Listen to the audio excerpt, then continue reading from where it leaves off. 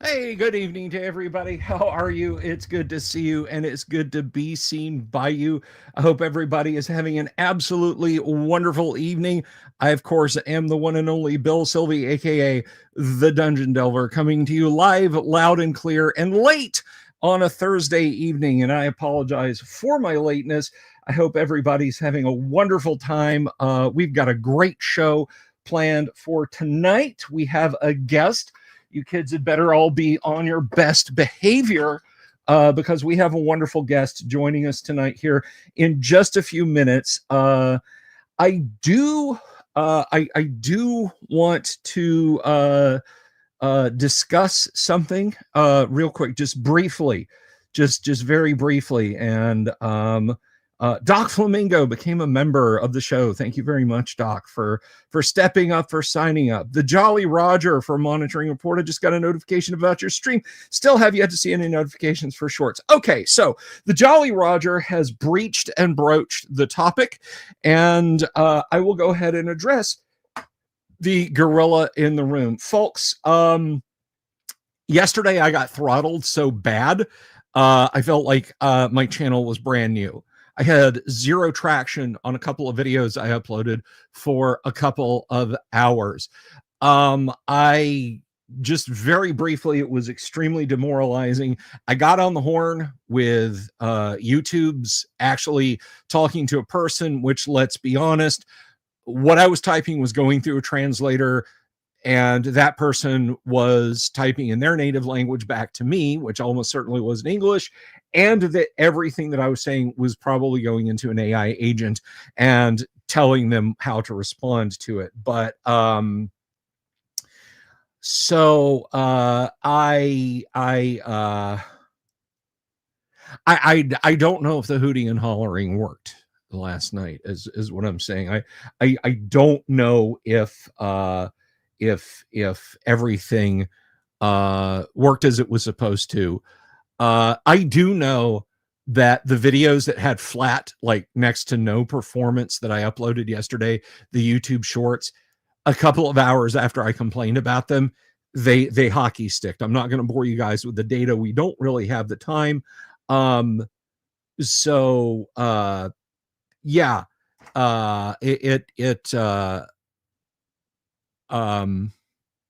it kind of exploded. And when I posted on X and started complaining there and tagging YouTube in it, believe it or not, they started responding and saying, well, it's working like it's supposed to. We don't see. Have you tried making sure that your videos, when you post them, are going to everyone and not just to certain people? You're setting them to public view, right? And, you know, extremely helpful stuff like that. So I was in a pit yesterday because it looked like, shoot, the door had shut on me. But the one thing I want to reassure you guys, I do this because I love you guys, because I appreciate what you do. I want this channel to succeed so that I can give to you, And what I'm saying, the reason I'm bringing this up, guys, is I have to apologize to you. I have to apologize to all of you for dipping out and not doing a video last night. I enjoyed hanging out with Yang. It was a ton of fun, but I owe you guys an apology. I am sorry for not doing a video last night. That was poor form on my part. Okay. I sit here and I claim that I want to do what I do. And then I turn around and I just throw a snit and I bail. So that was really shitty of me, and I'm sorry for doing a drama and not just coming here and doing the contentful deep dive that you guys deserve. Because as much as I bitched about, oh my God, I don't see the 2,000 views I should have on this in the first 20 minutes. I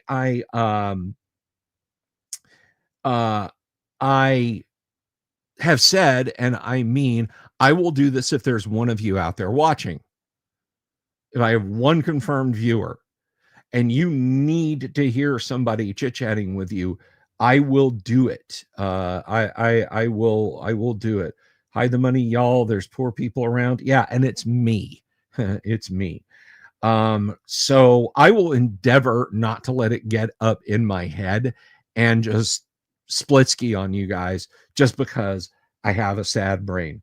But you know, I have a happy brain, a very happy brain, and I'm going to tell you that happy brain is happy to bring on tonight's guest. Now, this cat, let me tell you something. If you're one of the people, one of the 4 lucky individuals, 3 of whom I haven't heard back from yet, by the way, who won one of the original Dungeons and Dragons replica sets, you have him largely to thank, because what began as a summer fun project for me to make my own wood grain OD&D set exploded because of this young man, and I got to know him and I got to talk to him. Thank you, Advanced Fantasy Games. You know, in getting to know him and talk to him, he is a wonderful fellow. He has a lot of very cool projects in the fire that aren't just making OD&D replicas for an old fat nerd. So without further ado, everybody, let me don my headphones and bring in tonight's guest. He is an awesome dude. He's all the way up in the north places. So send him warm thoughts. Everybody, please welcome Matthew Tapp of Barrows and Borderlands. Matthew. Hey, how you doing? I'm doing better than I was 24 hours ago, my friend. I'm doing better than that. Welcome. How has life been treating you, sir? Much better now that I'm not stapling a million boxes for a Kickstarter. So there are a million books to put in boxes for the Kickstarter. I mean, I did the 15 for the boxes that you gave me, that you donated, and I was like, man, this is tough. And then you sent me a picture like late December, early January. You sent me a picture, and okay, everybody look at Matthew's look at the space around Matthew. I want you to picture that all filled with wood grain boxes everywhere, and piles of stapled books. Yep. Just every square inch of that photo that's not Matthew, I want you guys to picture that as being full of that. And that that kind of summarizes what his life was. So me saying, I had to redo like 4 sets, and then I had to do the other sets themselves, and no, this cat has actually put in some work, and what great work it is. We had you on, you and the guys from Emperor's Choice. Emperor's Choice minis, that's right, who are doing the Arduin re-release, yep, and all the cool stuff that you've got, the polycarbonate collector's keeper box that those are going into. Yeah, just beautiful stuff there that you've got going on. And yeah, those guys were great. We talked a lot of TTRPG history, but I think now that that's in the rearview mirror, man, what nuptials coming up, right? Am I correct?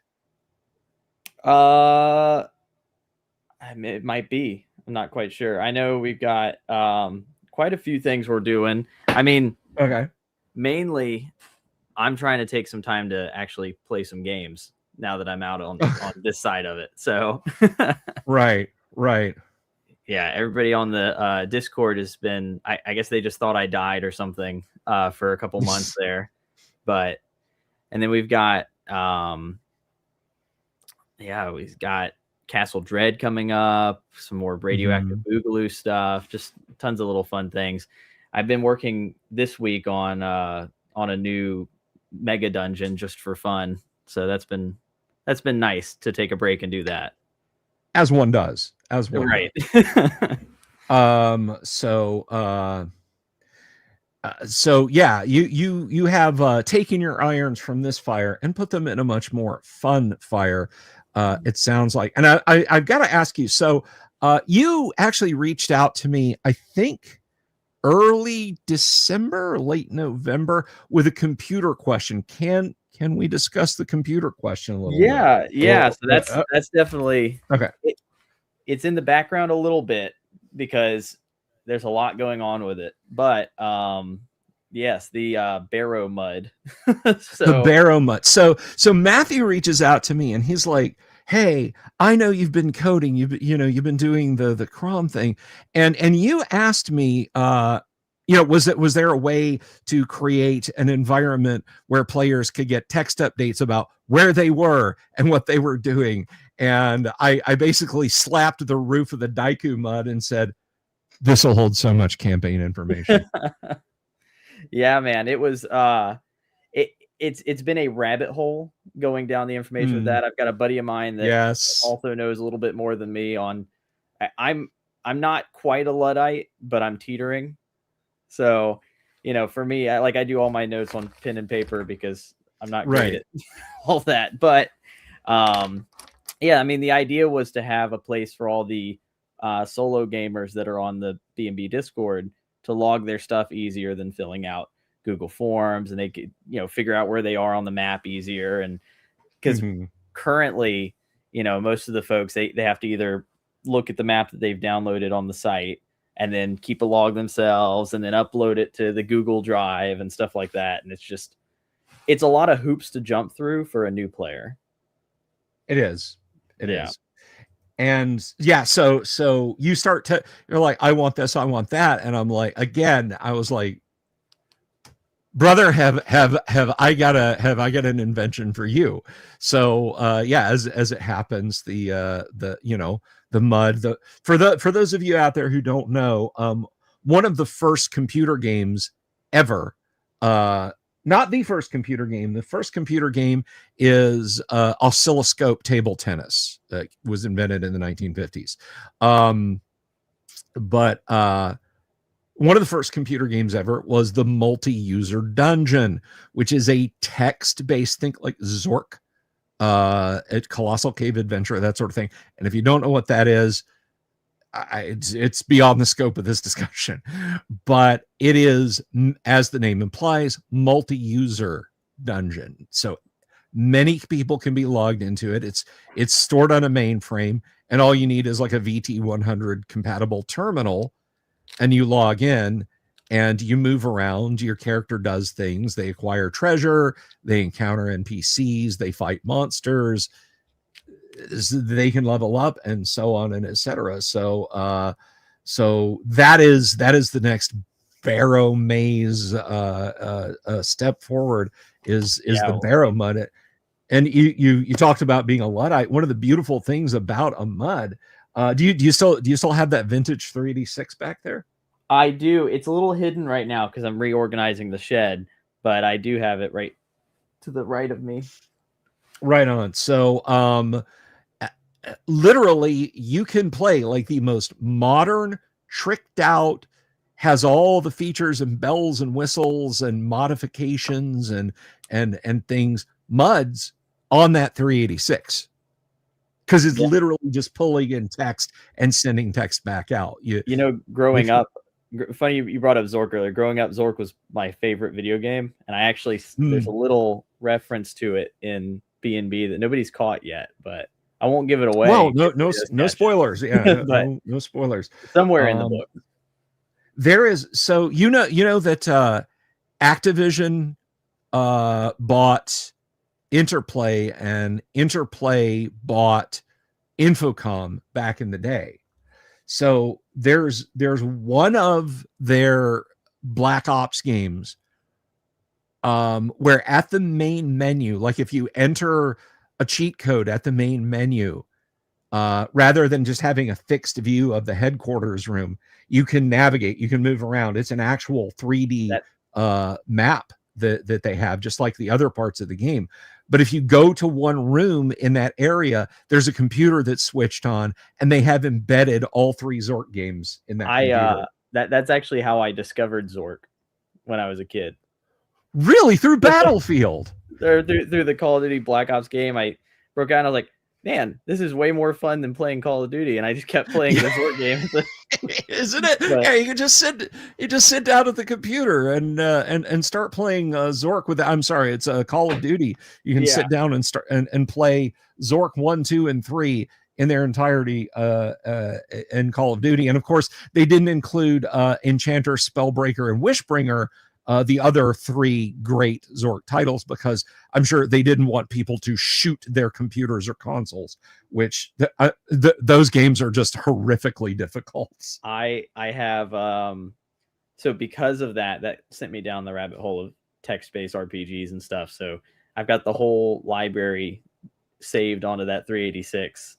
Nice. All nice. the Hitchhiker's Guide to the Galaxy and a bunch of other. I was gonna say, do you have Hitchhikers? Yeah, those are so good. But Pseudo TPK says Microsoft now owns Zork. Yes, effectively.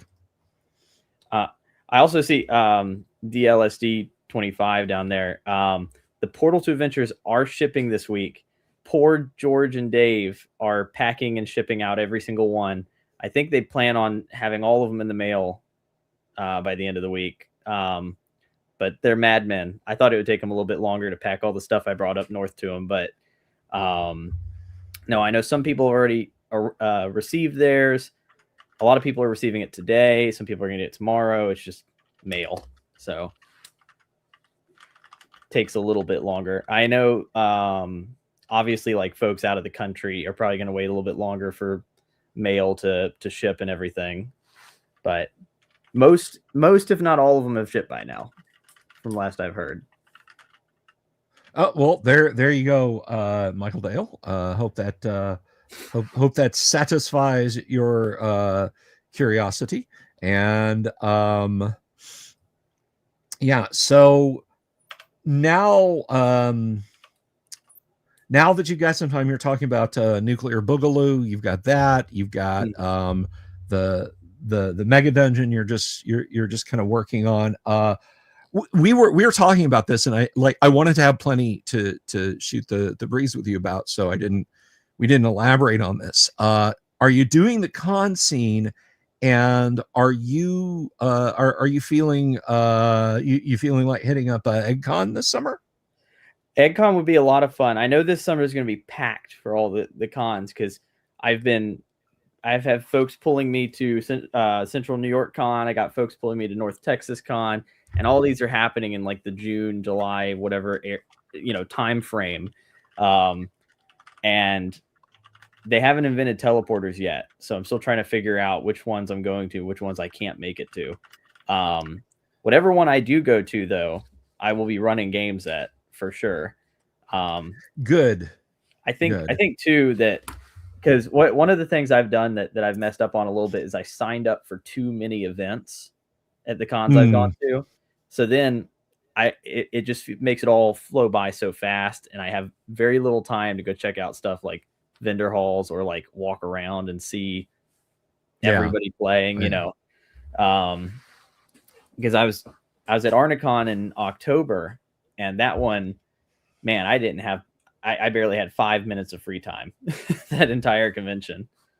I have the opposite problem at cons. I'll be like, yeah, I'll get into a game or something, I'll just see what's there. And it's like, Bill, that's not how it works, dude. You got to sign up for stuff. You get, and then I go, and it's like, hey, you guys got a seat? We're full. And I end up trying to do like an off-grid game, which sometimes that works, sometimes that doesn't. But the nice thing about EggCon is the vendor halls and the panels haven't exploded yet. They're still maturing. So it's like you can go to a vendor hall, you can see 3 or 4 panels, but then you have the whole time for gaming. I know I'm leaning heavily into EggCon because I want to see it. That's it comes down to that. I will be making cheesecake while I'm up there. I will let you have some cheesecake if you come up to EggCon. Well, that might buy it for me. All right, Central New York Con in North Texas. If y'all get cheesecake, it might be a battle. No. Yeah. Well, my cheesecake is objectively the best. So there you go.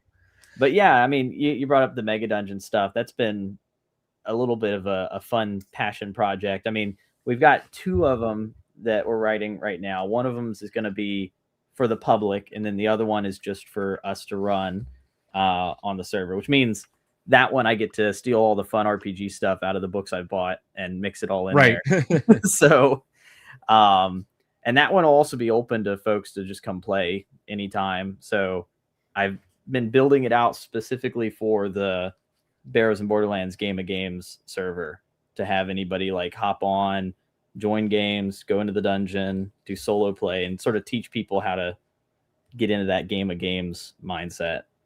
Now I want to drop the link. I forgot. I will correct this, but I'm going to drop the Discord link to the Barrows and Borderlands Discord, guys. It's better than mine. So if you want an actual good Discord to visit, go check out the Barrows and Borderlands Discord. And we definitely have a highly saturated referee group. So, and we're in need of more and more players all the time, because they're running games almost every night of the week, and they're trying to open up to more different time zones. So we had a couple of the European gamers that were like, "Oh, we would join in some of those games, but they're at like 3 a.m. for us." And I'm like, "Oh, okay, that makes sense." So yeah, but yeah, no, I mean, definitely join in, especially with this new Mega Dungeon Village area. It'll be really easy to just hop into games and stuff. Very little worry. But and then Castle Dread, of course, we've been working on that for almost 7 months now, so that's going to be quite fun. That's a collaboration between myself and John, who is one of the referees on our server. If y'all know, if any of my players are in here, it's Bingus Boppus that runs the games on there. But it's a dark cryomancer's castle and multiple towers and levels, and it's I don't want to give away too much, but I'm quite happy with it. And John's little brother is doing all the art for the entire book, which is fun. Very cool, very cool. So yeah, go check out the Discord, guys. And you and I have talked about this before. I think you were confirmed, but are you gonna swing by the Guac in April?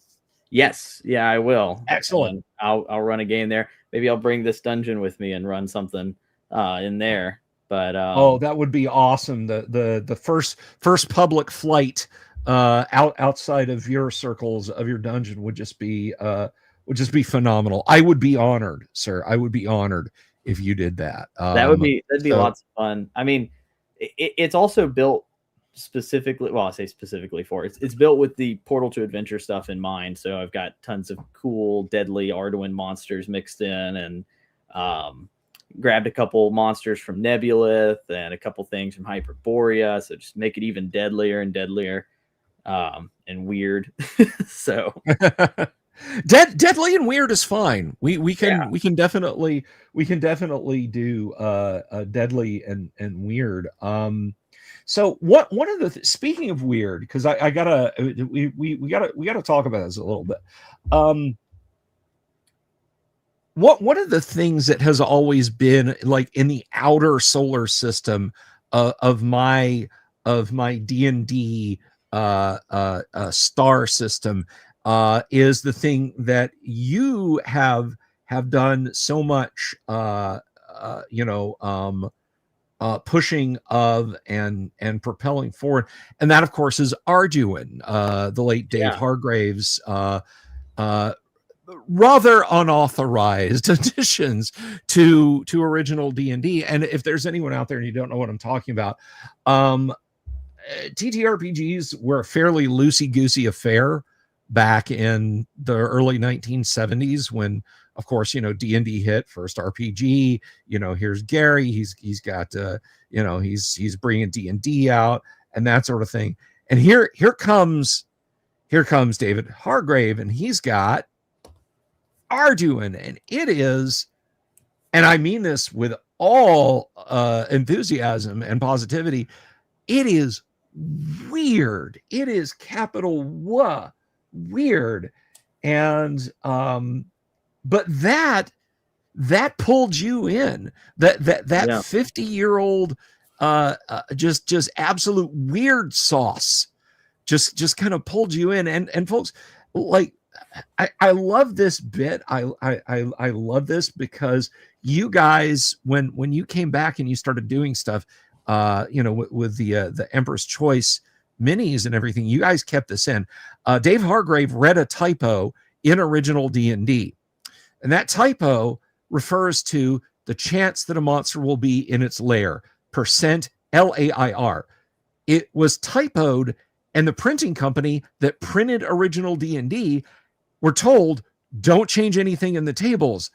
They didn't fix anything because they didn't know what they were looking at. It was like actuary tables with Jack and the Beanstalk and Robin Hood and King Arthur thrown in. It was just like, what the hell is this? So they didn't fix any typos, including the typo for percent layer, which rendered it percent liar. And Dave Hargrave comes in and he gives his monsters percent liar, only he extrapolates it out that was on purpose, and there is a percent chance that the monster is not telling the truth. Yep. And it's even funnier. I mean, he's got if I flip to one of the random ones in here, let's see. Go down to some monsters. That he has a few of them in here that just straight up say like, oh yeah, this monster lies all the time, man. He's just terrible. And then like, let's see, percent liar, too stupid to lie, for the blue bellower. And then he has Deodance, the 90% liars. And then Hellstars, though, Hellstars never lie, according to the book. But he went on, every single monster has a percent liar. And I love everything about that. Yes. So it had percent liar, and again, this is something, hey, let's do a vertical live right now. Did you know that Dungeons and Dragons artist Errol Otis actually got his start not with TSR, but with Dave Hargrave and Arduin Publications? Yes. So Errol, like, now that's not his first art, because he put out that his own fan publication, Monster Manual, but it had stuff like the Queen of Lust, the Alien, which was called the Neela. Yes, that's the one. So much cool stuff in that book. And then he went on and he did stuff with Arduin, and then he hopped over to Lake Geneva, according to him in the interview he did. I was like, well, I packed everything in my Volkswagen, and I told my friends there's this great stuff going on in Lake Geneva, and I drove out there. So yeah, you get Arduin, and you get almost the earliest Errol Otis art. Yet despite that, it was not as well loved or accepted at TSR as one might think. Yep.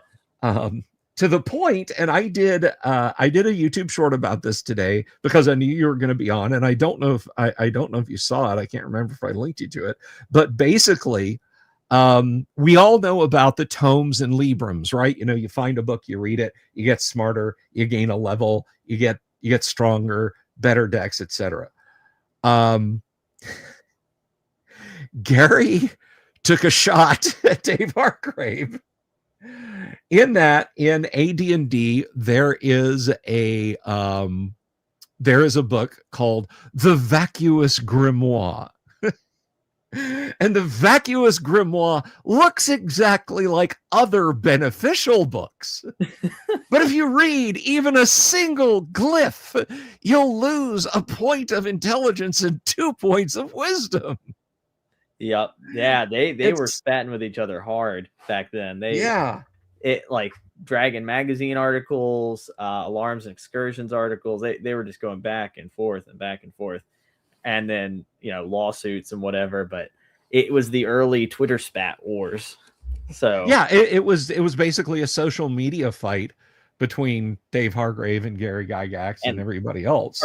Hargrave has a fun little comment. We brought up Errol Otis in the first Arduin Grimoire, where he says the artwork contained within this book is the sole effort of a very talented young man named Errol Otis. 10 years hence, I'll be proud to say I knew him when. So, that's lovely. Yeah, it's a good little note.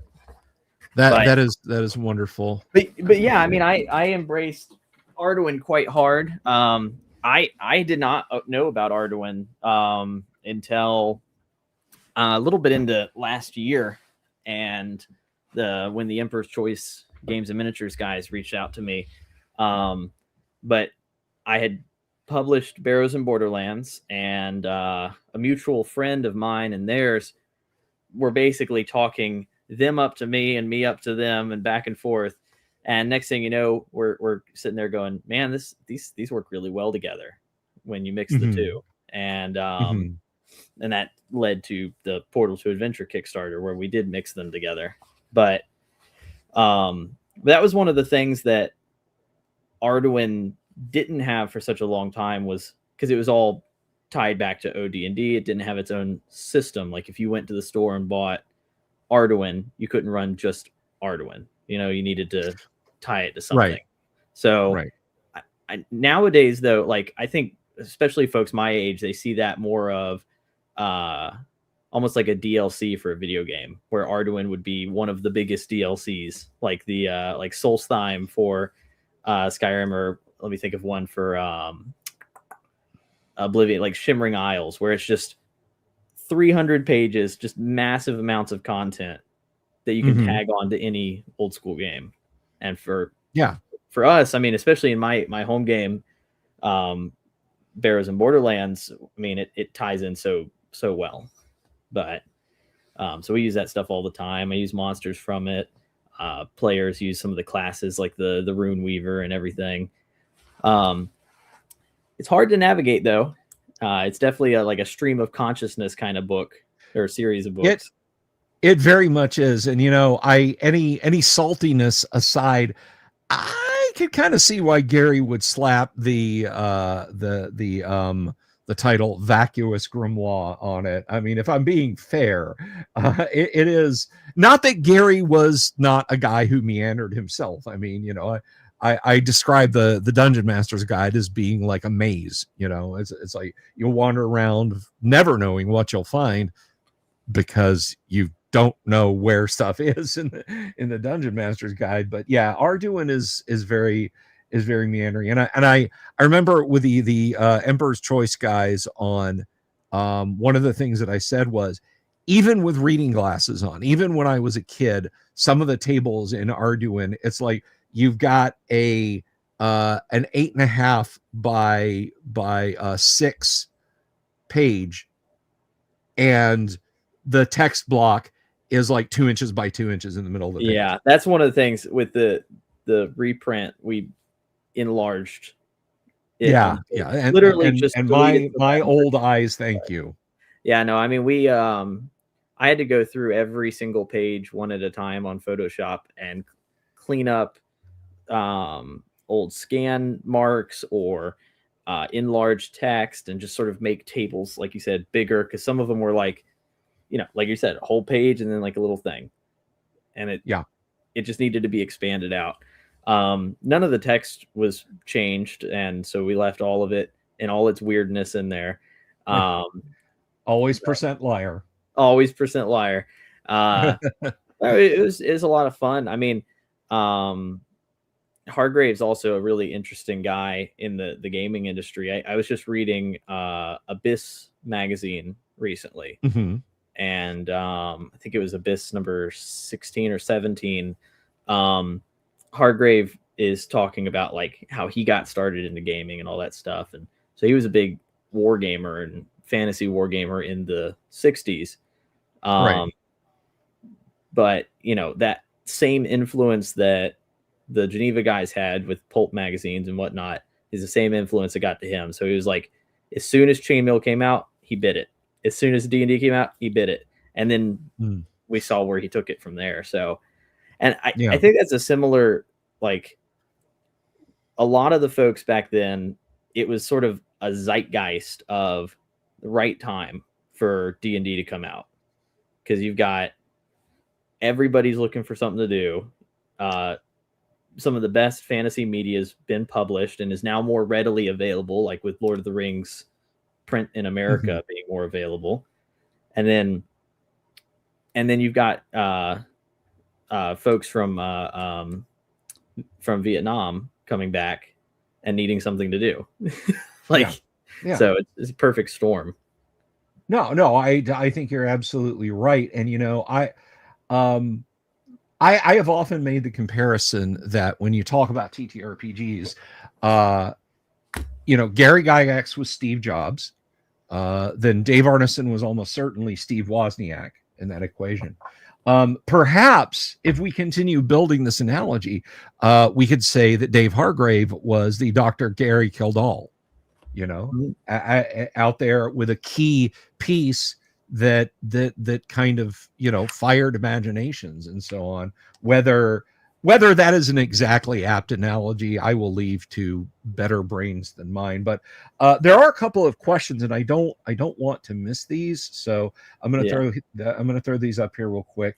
Advanced Fantasy Games asks, do you run tabletop events at cons, or are your games only on Discord? How do you manage the transition from Discord to TTRPG?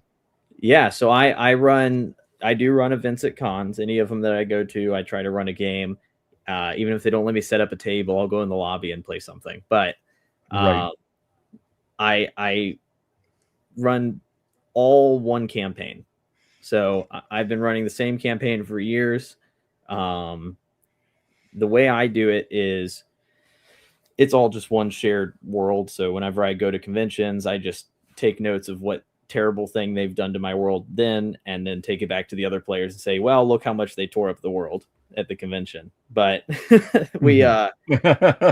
I also run some of the games in person at the local game store every second Saturday of the month. So if anyone's in the Charleston area, it's the Green Dragon in West Ashley, South Carolina. But I run Green it out Dragon. I've got their sign right here. Good advertisement. No, but the way I run the world and everything, I think we talked about it a little bit last time, but it's all one-to-one time, and not because it's the only way to do it, but because that's how our game runs. But and we've got hundreds of players with multiple characters each, and it's kind of more akin to like an MMO video game in that way. So right on trees and guilds and differing adventure parties. Excellent. So that brings us, that actually dovetails very nicely with DBT Dimery Tabletop's question here. Considering all the old school products available, what drove you to publish B&B? And in your opinion, does it fill a need in that market?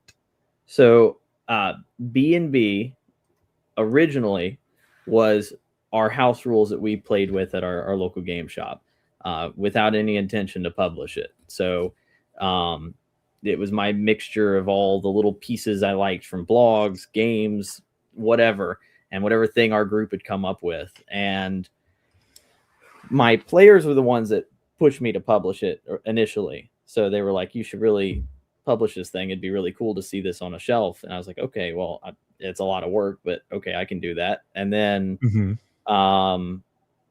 the need that it fills, I mean, it fills a need for my group. We like to have a lot of differing mixed rules. The way I see it most used at other tables, though, is sort of the buffet style game where you might get some mechanics that you want to steal and put in your favorite RPG. Or so I know some of my obviously my group, it's their favorite game because it's the one we came up with together. But I don't expect it to be anybody's only go-to soul game. I mean, you see all the things I got behind me as well. So yeah, of course, run a lot of different games on the server. But I also noticed that there wasn't really a game out there that gave me everything that we do in B&B all at once. I mean, I could do it by mixing a bunch of games together. And I mean, that's because that's what it was initially. But I wanted the OD&D play style, but I also wanted lots of guns, and I wanted radioactive stuff like from Metamorphosis Alpha, and I wanted 2d6 rolling to cast like in Chainmail 3rd edition, but then I also wanted miscast tables like you'd see something in DCC, and then we wanted there to be more solo play tools. So it was really like a mishmash that for me fit our group perfectly. For other people, it gives them some things to take from and mix mash in their own systems. Well, there you go, Dying Breed. I hope that answers your questions. RPG Grandma, so she's excited for its arrival, and it's interesting you bring that up because when I got my original D&D booklets the first time, I got 1 and 3, or was it 1 and 3? I got 2 of the OD&D Brown booklets from a friend who found them at a library sale and was just like, oh, I know Bill likes D&D, so I got him these, which is just over the moon. And then I gradually collected all of them, and I got an OCE set behind me, and I played for a good couple of years an OD&D campaign. And I remember, I'd go to a comic store and I've got books 1 through 3, and I've got Blackmore, and I've got Greyhawk, and I've got Chainmail, and I've got Eldritch Wizardry, and I've got Swords and Spells if I think I might need that, and I got Gods, Demigods, and Heroes. And then I've got my laptop, and I'm scrolling through and finding stuff in early issues of Strategic Review and early issues of Dragon Magazine. And I hit a point. Now, I had been playing first edition AD&D, but I had wanted to go back and try original D&D. And when I would reach out and mentally go, I'd like a system for X, I'd go, oh yeah, that's an AD&D. But I would dig through, I kind of did it Iron Man style. I dug through the early stuff, and I found when I came out the other side of it, I'm playing AD&D here. I'm literally with all the stuff that I brought, I want more alignments, but that's not OD&D. But Gary wrote about mixed alignments in Strategic Review and said, yeah, no, you can have lawful good and lawful evil, and that, the alignments can be shades. Okay, all right, then that's pretty canonical. And I want Rangers. Well, Rangers are in the Strategic Review. Okay, and it just kind of accelerated to the point where I was like, do I want to keep taking a bunch of antique books that every year that goes by are looking more and more attractive to less and less honest people? When I turn my back at an event or a comic book store, or do I want to just get it condensed down, because TSR was kind enough to do that for me, so so that's kind of what drove me to go with AD&D, because it gives me the choice, like you say, of having a buffet of stuff to go through and say, I want this, I don't want that, versus do I have all of the pieces with me? And that's now what I appreciate. Good. Well, I was just going to add to, that's what the radioactive boogaloos do as well. Free, they're all free PDFs. I mean, I can't give you a physical for free. Sorry. But the PDFs are free. Won't. Yeah. Right. But so that's like another 88 pages of stuff just to grab ideas from. Maybe you want something for your game, go ahead and take it, and then I know with like the next radioactive boogaloo too, radioactive tougaloo, we're going to another one of my settings that we played in for years, which was Thurn. So it's more World War I fantasy. So we've got bigger guns, lots of toxic air, and maybe mechs, in case you needed World War I style mechs or all kinds. I of might, stuff. I Yeah, might, you know, but couple of guys with Lewis guns on pivoting sponsons up there on the shoulders, and you know, a French 75 mounted right in the middle of the chest. yeah, I exactly, could see dude. it. Yeah, we had. I've been having a lot of fun with. I met F. Killian, an artist up at Arnicon, and I just fell in love with the art that he did on some of the, like, he had some magic card proxies and stuff, and so I just commissioned him to do some of the mech suits for the supplement, and Nice. they're pretty awesome. I'm excited to release it. Want to answer a quick question here. Kabuki, a Lewis gun is it's a British made light machine gun of the era. It used a pan magazine that snapped down on the top. The bullets were arranged cartridge end inward, and basically the recoil mechanism would jack backwards, rotate the pan, a bullet would drop in, the bolt would slam forward and chamber the next round for firing. And I believe, I don't know if you're a gun guy, Matthew, were they air cooled? I feel like they were air cooled. I want to say they were, but and you know, that's another thing that we mix a lot with, because Arduin has big old gunnery charts, so I like mixing in some of that stuff. They got 16-inch large guns, so if you ever want to do battleships or something, you know. But I think I've talked to you about this chap before, but have you met Sky Hernstrom? Have you talked to Sky Hernstrom? Oh, dude, I mean, I don't want to fall into the geek social fallacy of this guy likes A, I like A, this guy likes A, therefore this guy and this guy should get along. But really, I think you get a kick out of Sky. He writes Howard-esque pulp fantasy. He writes radioactive pulp fantasy. He's a bit of an artist. He's at Frug73, I believe, on Twitter. Give him a follow. He's been doing some art that harkens back to Vaughn Bodie, if you're familiar with Vaughn Bodie's work on heavy metal. Yeah. Yeah, very, very much. He did our Guac logo last year. So yeah, definitely check out Sky. I think you'd love to read what he's written, and you'd love to see what he's drawn. The moment you tell me pulp, radioactive, and Von Bodie with in the same words, this guy's obviously gonna be my best friend, unless he hates me. Absolutely. Yeah. Next email you're gonna get is Sky being like, "Oh my gosh, that asshole Matt messaging me," and No. I gotta say, Sky is probably one of the chillest of dudes, and I hope I get to see him soon. I think I'm gonna have to talk to him and make sure.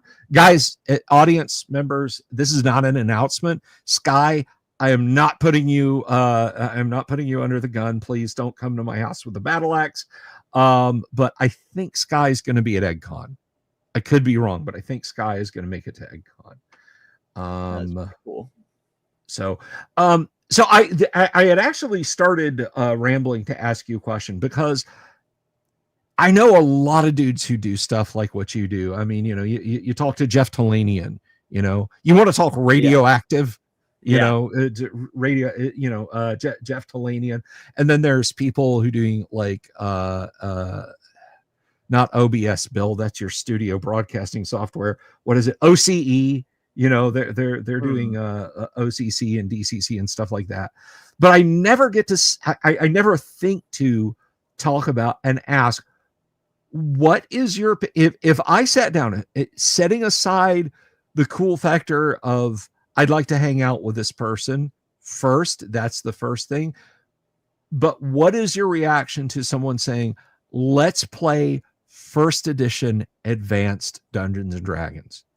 These 3 books, Dungeon Master's Guide, Monster Manual, Player's Handbook, no, we're not going to use Boot Hill and an Expedition to the Barrier Peaks. It's just, you have a sword, there's an orc, you know what to do. So is that something that also thrills you in the tabletop Oh yeah, area? oh yeah. So that was the whole reason we set up our campaign to be multiversal, so that when we could go to other worlds and play other rule systems for different, usually for different genres. So usually for like traditional, I say traditional, but you know what I mean, the AD&D, Fafnir Grey Mauser fantasy, I'll hop in right there. So, which I also, Fafnir Grey Mauser is a huge kick for me, but like, and that's the same reason why we have we like to play what was it, Warriors of Mars, that TSR product. So we have a Portal to Mars soon. It was on sale for like 5 minutes. Yeah. And but yeah, we have different portals, different worlds. We have a Call of Cthulhu area. So like you go through Portal, you're on Earth, you're a normal guy now, and we're playing Call of Cthulhu for the session. So we do stuff like that all the time.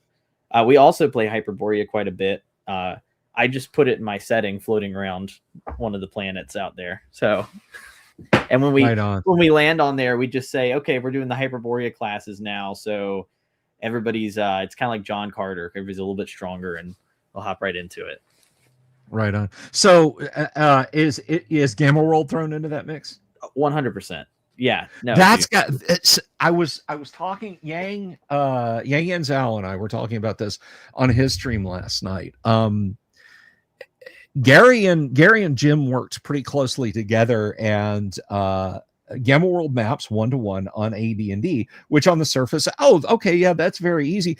And then you realize that like an 18-year-old with a tech weapon can kill a 20th level AD&D fighter in a single shot. Yeah. Literally, like, I have a magic sword, I have a Mark 7 blaster, and just deletes them. Yeah, I mean, we, like for Barrows and Borderlands, the setting we play in, it's made for, I'd say, fairly specific type of setting, which is the Solomon Kane with a ray gun fighting a velociraptor and a UFO behind him. Right. So, but that's not the only kind of fan. It's kind of like, I think about it like video games nowadays. It's, if you have a video game console, do you only have one game installed? Some people might, yeah. With me, if you consider my editing PC a console, it's Doom. I mean, like 1994 Doom. Yes, I still play it. I also have that on my 386. There you go. Clipping along at what, about 12 frames a second, 12 and a half frames a second. Yeah. There is actually a Doom build called 8088 Doom that will let you like further tweak Doom backwards in terms of visual fidelity to get closer to 30 frames a second. So if you go looking for that, if you really want to play Doom on your 386 and make it look like Doom on the SNES, if you remember SNES Doom, floors and ceilings are turned off, monster sprites, they're always facing you, there's no monster in fighting. 8088 Doom will do that with the goal of getting getting it down to playability. I have to address this because someone my Doom trap card has been tripped. There's a meme, will it run Doom, seeing if they can run Doom on like any device. You can run Doom. If you think about E1M1, okay, you're in the lobby, go left, go up the flight of stairs, grab the green armor, kill the 2 shotgunners, grab the shotgun, jump back down the stairs, run through the hall, open the door, kill the 2 imps up there, kill the 3 guards in front of you, run through that. You're running Doom on you. Congratulations, you can run Doom. But anyway, so you've got all this stuff that's just kind of it's just sort of wound down for you, and then you got the convention circuit coming up. What's outside of your own Discord, which has like 9,000 people playing 6,200 games, but no, outside of that, what are you looking forward to playing? what am I looking forward to playing? Well, Yeah. I got a copy of Nebulith. It's one of the Lamentations ones. I like, kung fu movies and samurai movies, and so it's exactly that. It's the Oriental Adventures type stuff, but the setting's quite cool. And I got to chat with Alex Hobsons, who co-wrote it, and he's a native to Okinawa, so he can, he talks about what do I say? The type of fantasy there is like his childhood folklore, which is exciting for me. Neat. So all I did was I just put the island somewhere out in the world, and I'm like, okay, guys, we can go here if y'all want to. Hint, hint, we should go there.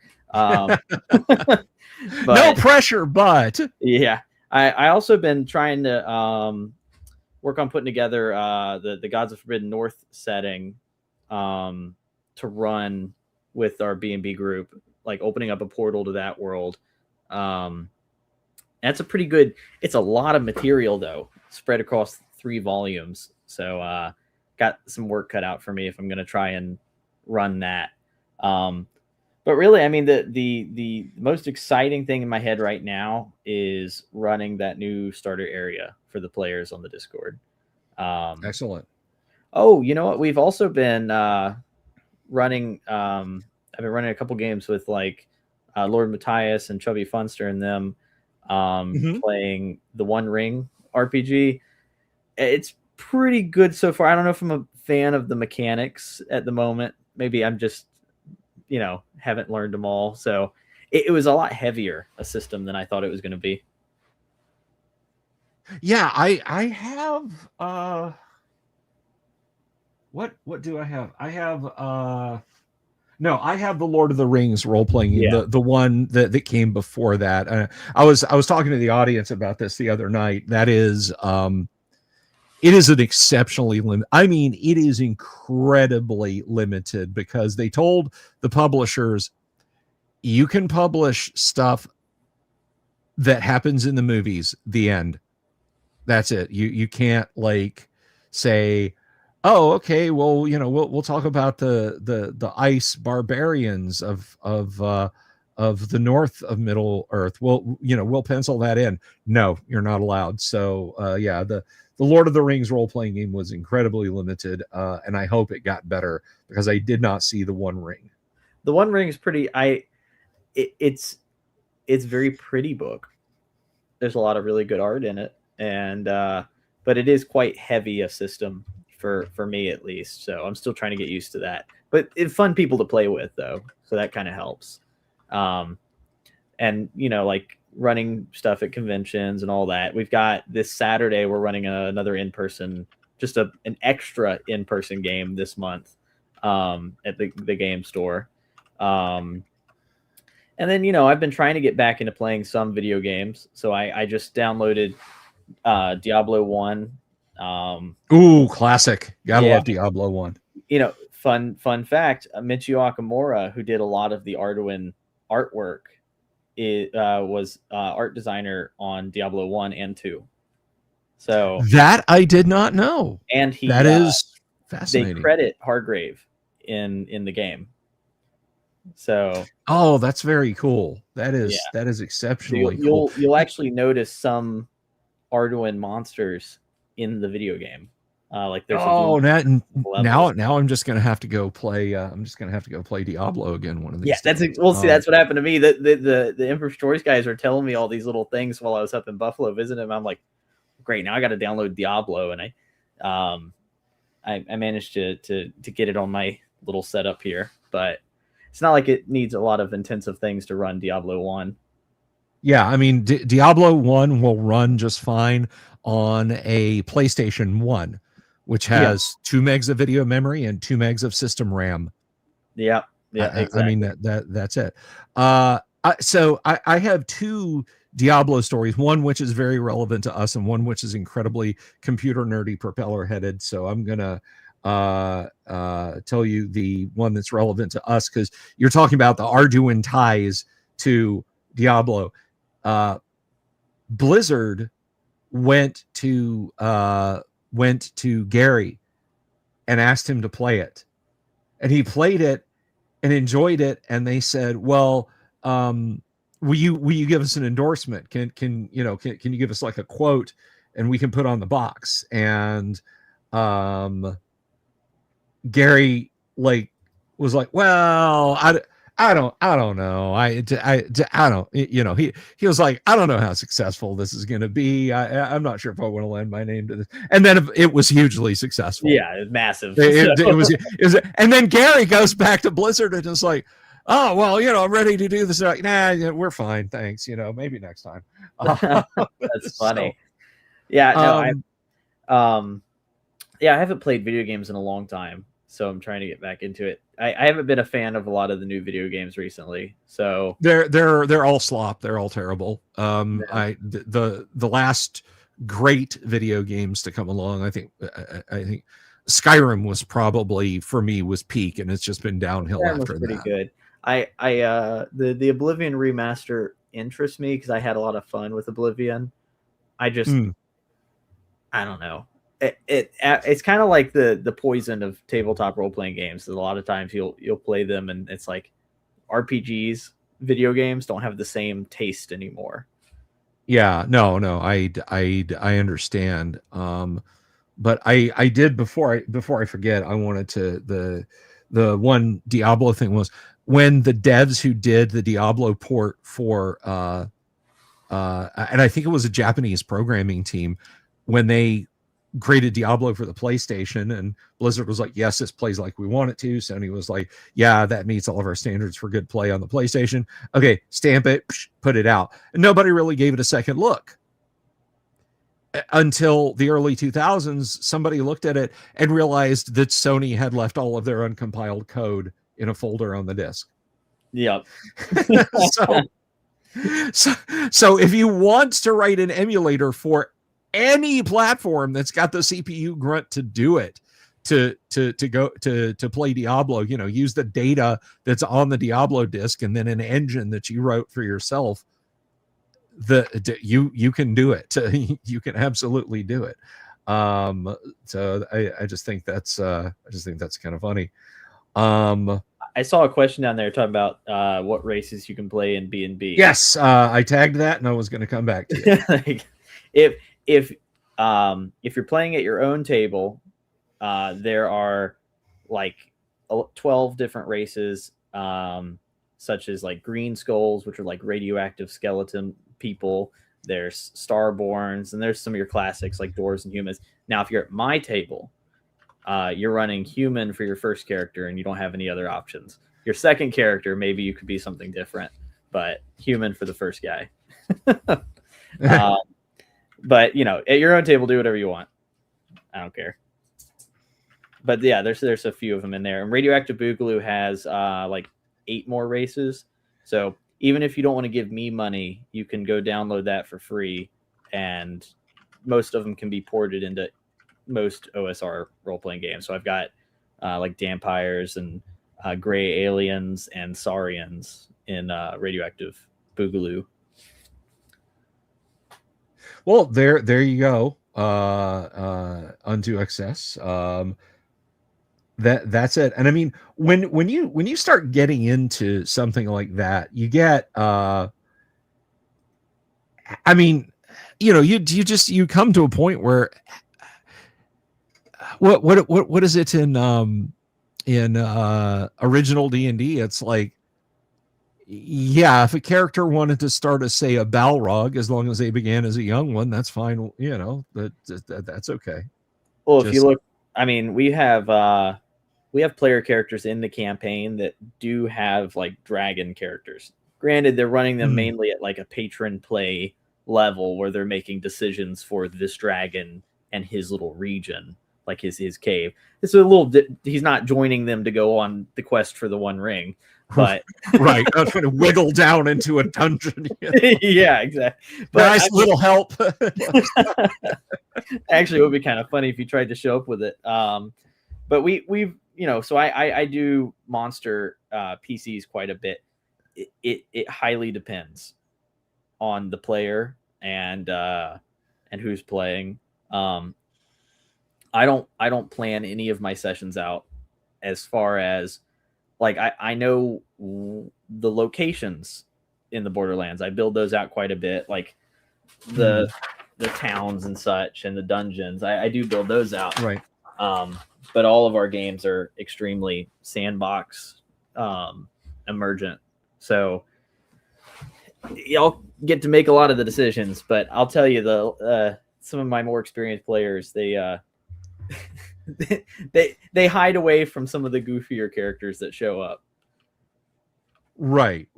And that brings me to the next question. With something as open and as wildly free as what is the most whiskey tango foxtrot moment somebody's brought to you and been like, this situation, and you're just like, how did we get to this? What is, without naming names, I'm not asking you to name and shame, is there one you can talk about? I have two that are really crazy. So let's hear. We had a big ironclad ship in one of the major ports in our world of New Alexandria. I won't bore you with all the setting, but this place was maybe 100 guards, like they had the military there. This is a military ship. The players staged a quite successful heist, blowing up half the port, stealing the ship, and making a getaway completely masked and unknown. The authorities are still after those players. I think some players may also be after those players because they have vested interest in that port. That was a pretty wild one. Another one was I was pulling in spells from other games, and I gave a player summon the Lamentation of Flame Princess spell. He managed to get that spell on his character, and he's down. I think it was in the Caves of Chaos that I threw into the world, and he's down there fighting bandits or whatever, and he goes to try and summon something, and we're rolling on the table, and next thing you know, he's opened a portal to hell and spills demons in that will continue spilling in for like 2 weeks or something. And I'm like, well, there goes the caves. The Caves of Chaos are just much worse now. I mean, who's going to ever go there now that there's thousands of demons in that one cave?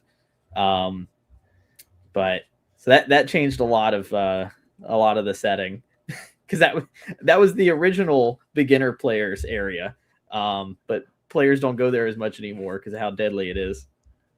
I'm reminded of a mod I saw a couple of years ago. There's just a really crappy YouTube video of it, but it turned everything in E1M1 of Doom into an archvile.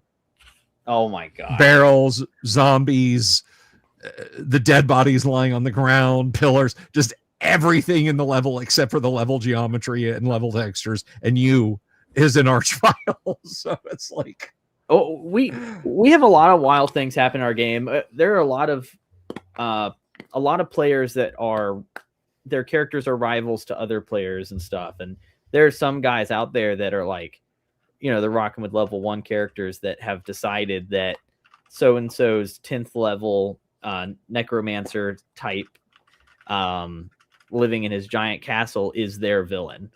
That Castle Dread that we're working on, that mega dungeon, that was actually a player built dungeon. So he built it by the rules.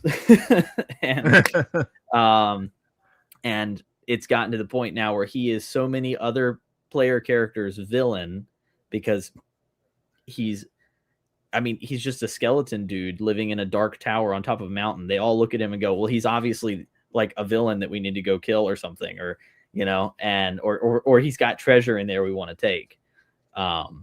So now we need the dungeon because so many people want to go rob his house in the game. But yeah, no, we have tons of little things happen like that.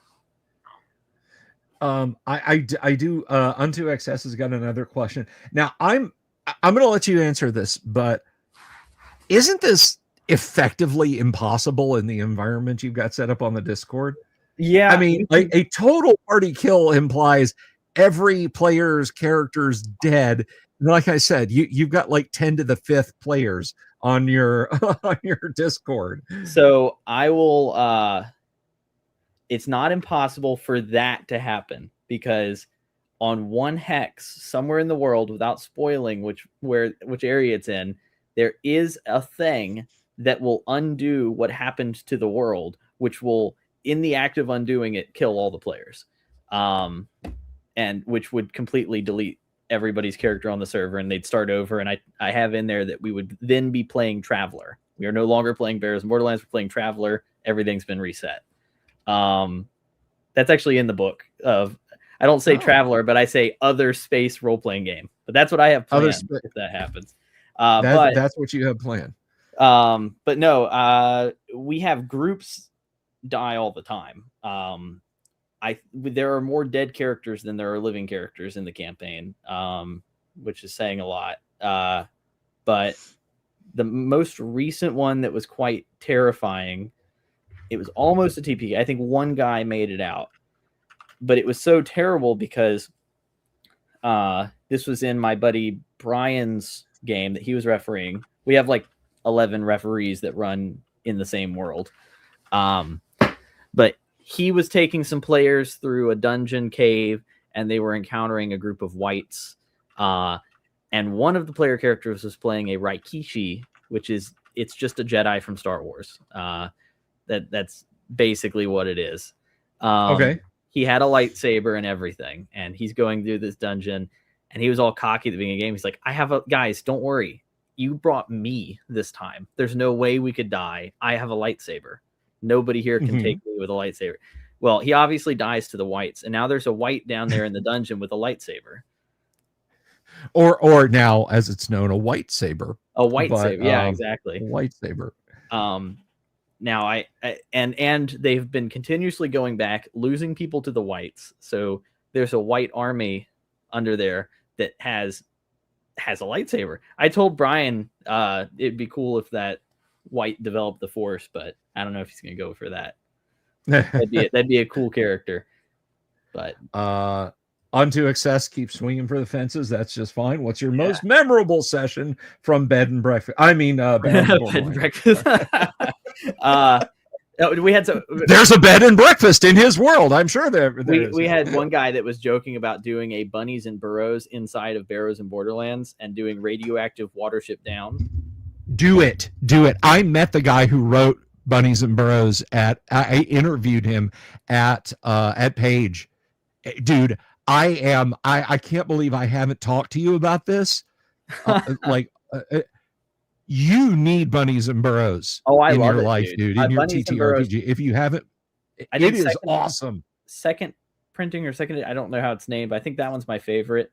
But the idea of mixing radioactive Wasteland with Watership Down just sounds like the most fun game.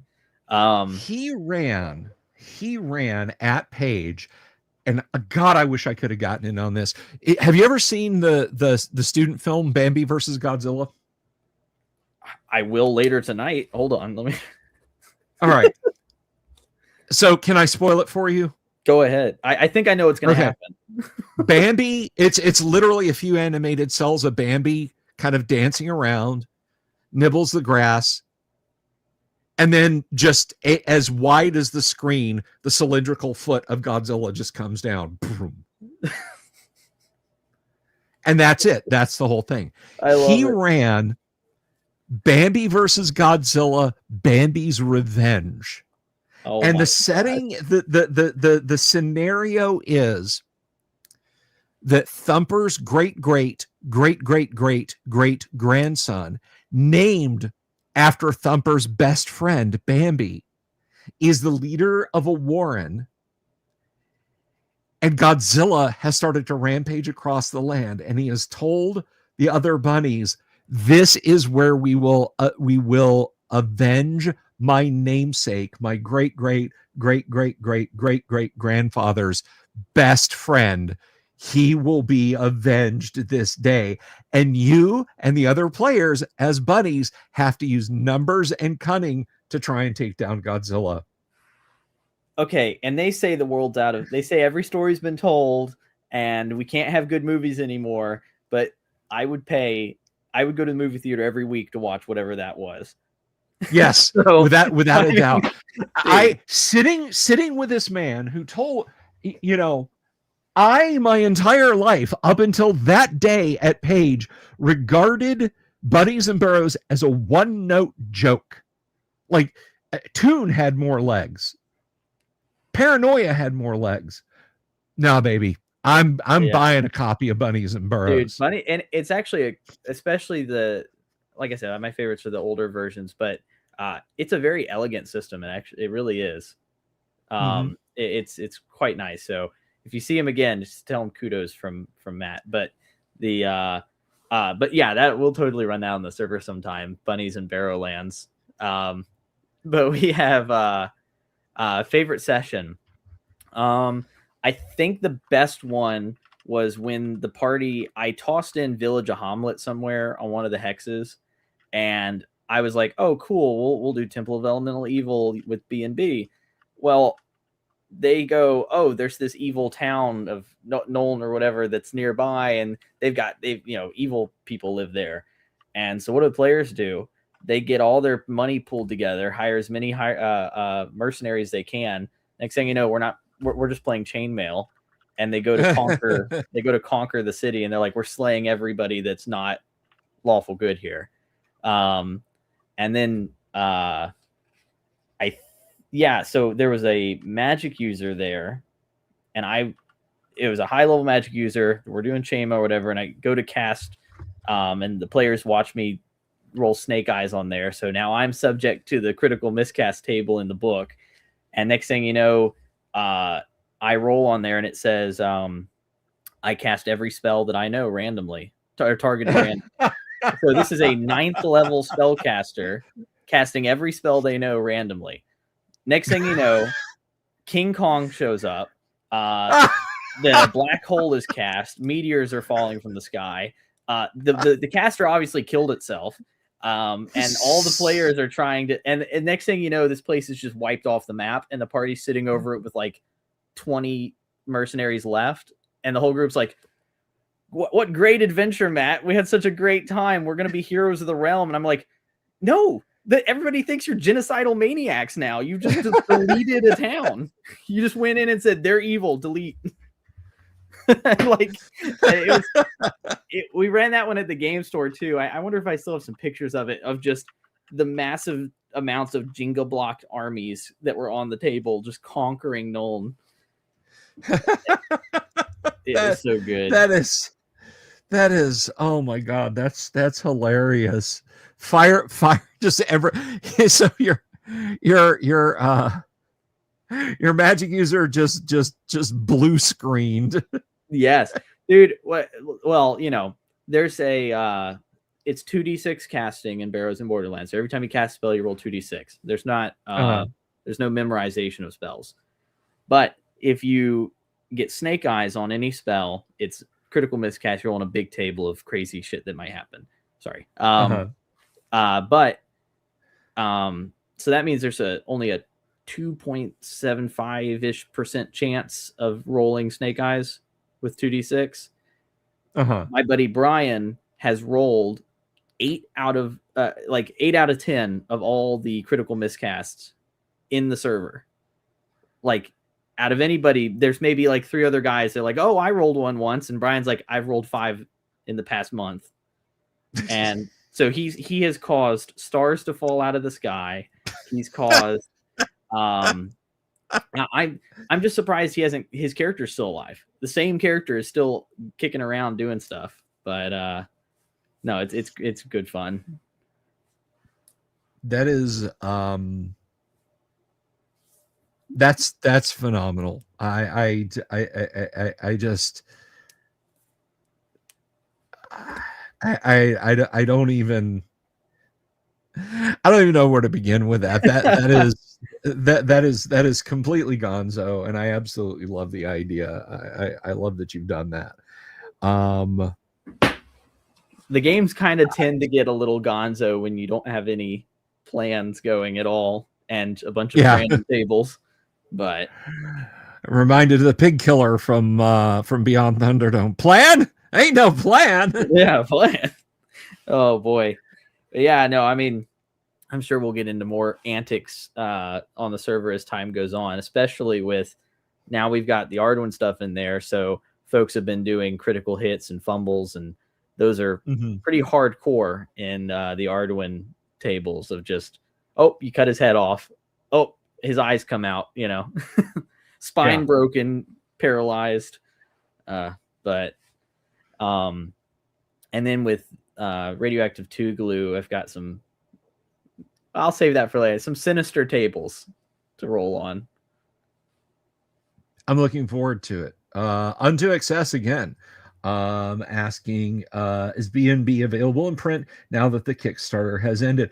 I'm going to let you answer that. I need to step over here for just a second. I'm going to let Matt answer your question. I'll be right back, everyone. Welcome to the Matthew Tapp Show. Yeah, B&B is available for sale currently. If you go to barrowsandborderlands.com, there's a few ways you can pick it up. There is the box set version comes in this. It's styled off of original D&D's box set. You get the 4 booklets, character sheets, and dice. Soon, because I have a couple of them left over, I will have the special edition of Barrows and Borderlands, which was the one from the Kickstarter, that also includes Radioactive Boogaloo 1 and Dracula in Space with the parchment style covers. So like that. Also character sheets and dice. These will be super limited because I only have what's left over from the Kickstarter and whatever I can put together here with what's left. We've got the hardbacks version of the game. You can get this either at drive-thru or on my website. It prints from Lulu from my website, and then if you get it from drive-thru, it obviously prints through them. PDFs and Radioactive Boogaloo 1. That's free PDF. The printed version will be available soon, not for free. And I've got a couple of the Portal to Adventure boxes left over, so I will probably be selling out my stock on those. Unfortunately, I can't do the Kickstarter discount on those anymore, but because that was just for those guys. But yeah, a lot of things are limited. I know we talked last time about like the idea that I was just going to keep doing these and however many boxes are left. That Kickstarter blew through my box supply quite quickly. So I've been sort of toying with my plans for this upcoming year because there's only so long that I can continue printing it myself in the booklet form. So, I don't know if I've been trying to talk with folks, because if I can find somebody that can print it in the same style booklets as me, I get kind of particular about the quality of it, even though it is saddle stitch booklets. It's like, well, the paper's got to be just right and all this stuff. I know we had very long conversations about the paper, but yes. And I gotta say, just for the little bit that I was able to do, I loved that, dude. You made a junkie out of me for that kind of stuff. It's fun, isn't it? Because it was like, if you remember when I did the boxes, I was like sending you pictures like, hey, I got it. And you're like, it looks a little narrow. It looks a little narrow. So I'm like, he's right. So I'd sit there and carefully peel all the stickers off and reprint them and start over and that sort of thing. And the funny thing is eventually you and I sat down and started looking at multiple photos and like, yeah, there was no standard at TSR for that. Dude, Gygax and whoever else he had putting boxes together around the table, they're like, slap done. And I think those two on the original D&D box, because I was asking around folks about, what was on the front of it, and they were all just like glued copy paper, and I'm like, really, glued copy paper? That explains a lot of why those things have turned yellow over the years. Yeah. Well, I mine are not glued copy paper. Mine are labeled. Yes. The vinyl labels, I think. I think if they had that back then, they probably would have. Yeah, certainly, and it would have been better. On 2XS again. He's swinging on a for the roll. fences. Yeah. Will you be involved in the upcoming Arduin Bloody Arduin? Maybe. No, Maybe. no spoilers now. No spoilers. All right. I am good because of the relationship now with the Kickstarter and everything, and going up there, and I played a lot of games with George and Dave, or I consider us good friends now. And there's certainly been talks about stuff with ABA, but I'm not going to blow any of their surprises, but maybe. Well, all right. There you go. You did not hear it here first, everyone. Yeah, right. You did not hear it. Not from me. Yeah. not hear it from Matt, not here on not this show. I am extremely excited for that ABA though. There's some really cool stuff. One of the big things that without getting things like off track, it makes me no, not here. Right. It does make me happy that George and Dave are really enthusiastic about making sure that things are always compatible with the bigger big gaming scene. So, and that's been like going off of Hargrave's notes all the way up until 88, whenever he passed, and seeing, because Hargrave had notes for ABA from all the way back then. There were even I think there was an advertisement for it in Dragon Magazine back whenever he was planning to release ABA. So it'll be quite fun, I think. We'll certainly be at the very least playing it. Excellent. Which, that goes back to, we were talking about their social media war back then. It's like I remember there's this great scene in the Larry David show. It gets used as a meme a lot, where Alan Arkin yells, or maybe it is Larry David, I don't remember, but he's leaving someone's house, and he looks over his shoulder and says, "Fuck you, and I'll see you next Tuesday," and slams behind him. And I like, Gary going after Hargrave, and Hargrave just going back after Gary, and it's like, oh, by the way, I bought an ad in Drag. So it's like, your money's good. Yeah, exactly. No, we have, and later in life, Gary certainly, it was just old school drama, which is fun sometimes. They had good spats. The lawsuits were a little crazy, but they had good spats. Yeah. And you notice a lot of those, like George and Dave, they have I think it's that photo of Gary holding up the Arduin map at a convention and smiling, taking photos with it. And it's like a little bit of happy ending with it all, even though unfortunately Hargrave couldn't continue past 88. But he's I don't know if Hargrave was angry all the way up until that point, but well, and what is even more amusing about that is seeing people today running out onto the now empty battlefield and picking up the standards and the broken weapons and rushing at each other and picking sides. And it's like I said to you, earlier before the show, I said, I wasn't in Lake Geneva in 1974. Yeah. I don't really recall arguments that Gary might have had with Brian Bloom, and even when I was playing D&D in the early 1980s, it's like, oh, did you know Gary was this and the Blooms were that, and so on and the other, and doesn't that make you mad? And well, it makes me a little sad that things couldn't work out. Yeah. But I did that war is 40 years in the past. Yeah. The only thing we have now are funnily named magic items and spells and old articles, Yeah. So it's like, and like a Hargrave had his spat with like Greg Stafford, for example, as well. And because the whole publication stuff or whatever, there's a very funny spell in Arduin. I can't remember if it's in the core books or if it's in one of the later grimoires, but there's a spell called like Stafford's Bridge or something. And, kind of picking a little fun, but it's like Yeah. a rainbow bridge that only Stafford could walk over or something like that. But yeah, no, it's all it's fun to talk about, but like you said, none of us were there, so we don't really know the extent of what they were Yeah. thinking, saying, or feeling. And yeah, it kind of goes back, and this is something I'm sure you're well aware of, the bros, right? You know, I mean the group on Twitter, the bros.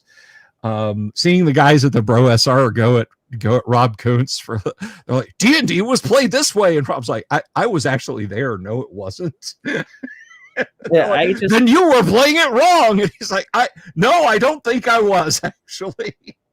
Well, you know, like I try my best to just sort of not get into most of that arguments online. I did have a little spat with Basic Expert, I think a couple weeks ago, and I think it was a couple weeks ago, but hey, we made up, and I was just like, yeah, okay, that was a little much, but I try to be, I'm fairly non-confrontational, unless it comes into, when it comes to gaming, I'm fairly non-confrontational. When it comes to, you know, the things I consider the most important in life, I'm steadfast on that. But sure, and you know, that's where a lot of this comes to grief, is you get people who are like, they're not willing to understand that we all want to just play pretend elf on graph paper for a few hours a week.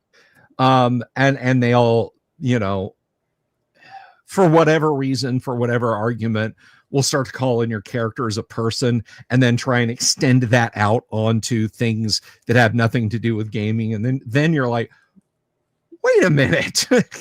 Did I two messages ago we were arguing about whether inverted armor class or descending armor class is better, and you know, now you've said that my father was a thief. I don't explain something to me. How did we get here? Did I tell you about the okay, this will be a fun one. I'm seriously considering, and someone feel free to beat me to it, but releasing a 1-page free RPG called the Chungawunga Wars, and it will be the self-proclaimed first role-playing game, but made before all others, and it's written by Chungawunga in the caves of southern France in the year 0. And that was the big joke on the server, was like, oh, what came first? Oh, well, finding the first RPG, or the first, you know, who was role-playing first? It's like, oh my god. Yeah, probably some caveman in southern France was pretending to attack another tribe, and he takes the cake on being the first guy role-playing, you know, like, yeah. But yeah, I usually stay out of a lot of that stuff, because it's like you said, you just want to play elf games. Yeah, it is. By the way, the first role-playing game was Me Have Stick, in case you were wondering. Okay. Well, now Chungawunga's got a, you know, now there's going to be a lawsuit between Me Have Stick and Chungawunga. Me have Stick. It was a joke that cropped up here about 3 years ago.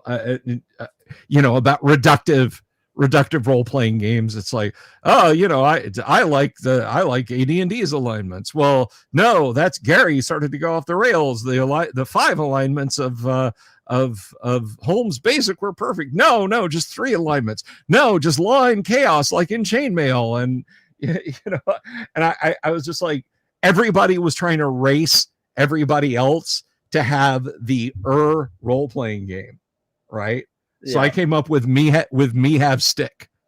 And somewhere around here, I actually have the codified rules for Me Have Stick. And I'll have to I'll have to send somebody. I owe at least a couple of people actual autographed copies of Me Have Stick. But that's funny. Oh boy, yeah. No, yeah, we just won't play games. That's the big part. And I think a lot of folks miss it. Yeah, I mean, I get it too, though. You know, folks get they get antsy about things they care a lot about, you know, and sure. Sure. And sometimes I don't. For some people, it's a matter of they just like arguing. For others, it's like, oh, they think this is important. They think that they're right. They want to try and, but it's a whole thing. And the problem is we're gamers, and we seek victory conditions. Yep. We seek a target we can reduce to 0 hit points. We seek a country we can conquer and remove all the chits from all of the hexes and say that is ours. And when it comes to argumentation, victory or loss is a binary thing. There is no nuance. Yeah. And I think a lot of people, without realizing it, that bleeds into their actual mindset of, not only do I have to win at D&D, I won Dungeons and Dragons and it was advanced. Not only do they have to have that, it's like in every aspect. And it's just a shame. Joe Facetious says, just because I love arguing, I reject that assertion, and I'll tell you why. Well, you know what? You're wrong, and I'll tell you why. Don't talk to my guests that way. You're wrong. Let's see. Somebody Unto Excess is just lighting the questions on fire, and I don't mind at all. If you could change any one thing in D&D, what would it be? Ooh, the philosophical questions. It would be, well, okay, because I obviously have Barrows and Borderlands, so I had a lot of things I would change. But if I had just one thing, if I just had OD&D and I was like, okay, we're going to change one thing to play the game with, I'd probably do the chainmail 2d6 rolling to cast, even if I didn't add in the miscast. I like the flow of the game when I use that, and it's much easier for new players. I encounter a lot of new players, and a lot of players that haven't read Jack Vance as well. Now in our current Barrows and Borderlands game, I actually use 5 different magic systems. So we have, I do let players play with Vancian magic if they want. They can also use the roll to cast. They can use mana points from Arduin. And then there's 2 other psychic systems, one from B&B and one from Arduin as well, that we let players use. But yeah, if I was just playing OD&D, I'd probably do the roll to cast system. Okay. All right. RPG Grandma, could you clarify that? She's the most useless rule. I don't know if you mean in OD&D or ever or anywhere. So come back and clarify that one. If I could change one, okay. Is a systemic change for you, for the scope of the question, is systemic change too big? I mean, a system within OD&D, not like, well, I would just play AD&D first edition. That's obviously, that's my response to everything. It's like, I want to play a sci-fi game. Let me get my Gamma World rules and AD&D. I'll be right back. We're playing Traveler now. Sorry, bud. But it is changing a good portion of the system. Like, is it, like, you can buy kits that take fuel injection cars to carburation, that's what I'm talking about with this idea. But what I would do, and you can tell me if you think this is too far to go, I would remove races class and just let dwarves be, fighters or thieves, or fighter thieves. I would let elves be magic users or fighters. I would let, basically, I would not impose on demi-humans the idea that they are utterly unique in what they do. Halfling can be a fighter, or halfling can be a thief, or, so on and etc. I would not say, I would not say, well, you're a 10th level elf, you're a 4th level hobbit, and so on. That is what I would change with OD&D. But I don't know if that's a step too far. I changed that with Barrows and Borderlands. Okay, good. So good. I did. I separated race from class. Now, I didn't have elves in the initial game, but in Radioactive 2 Glue, I'm adding elves back in. However, I do elves much differently. So Okay. and I guess I don't mind saying it because I've already got it on in Tugalu, so who cares? But so they instead get to, if you play an elf, you can play any of the classes, same as usual. But specifically, they are allowed to swap between fighting classes and magic type classes.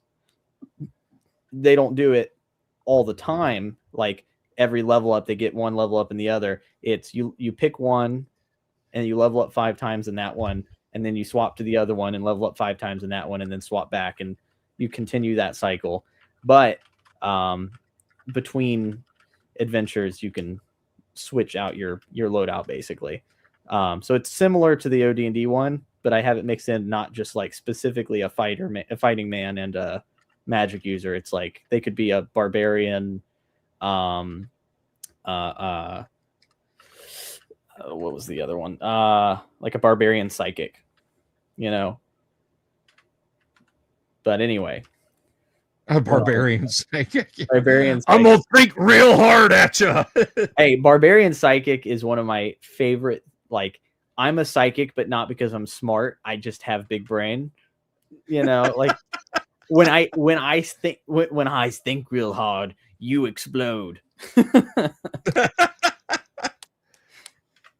He's just thinking of 2 + 2, and it's just too much, and just, you know, fire starter.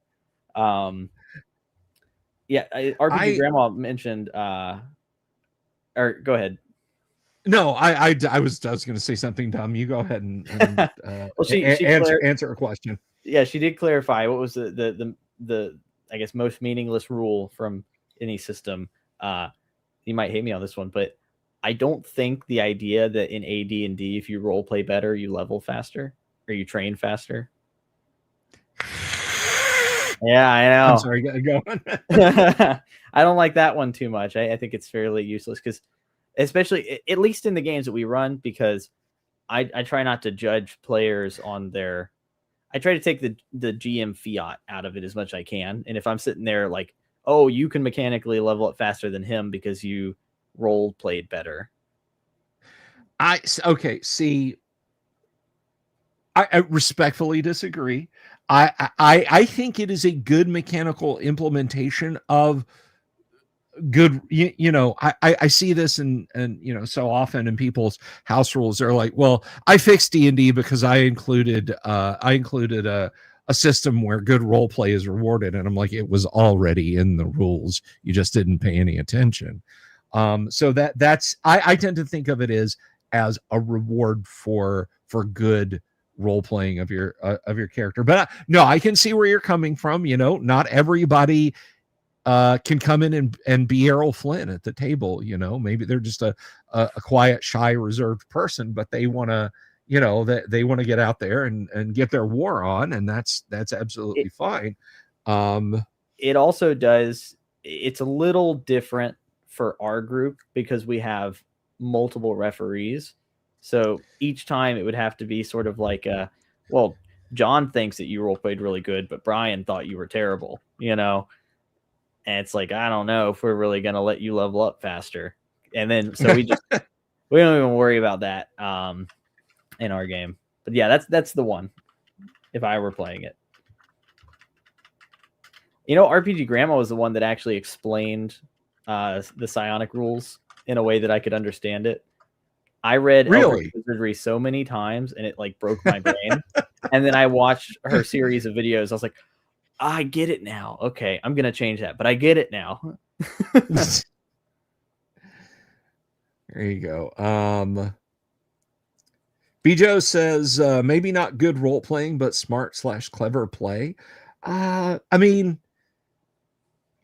ultimately, the AD&D system basically it says, are you playing to your class? You know, your fighter is not trying to pick pockets. Your magic user is not trying to heft up a sword and attack something. Your thief isn't trying to run around and heal people and throw holy water at monsters and that sort of thing. Basically, it's, are you staying in your lane and are you playing your character well? Are you paying attention?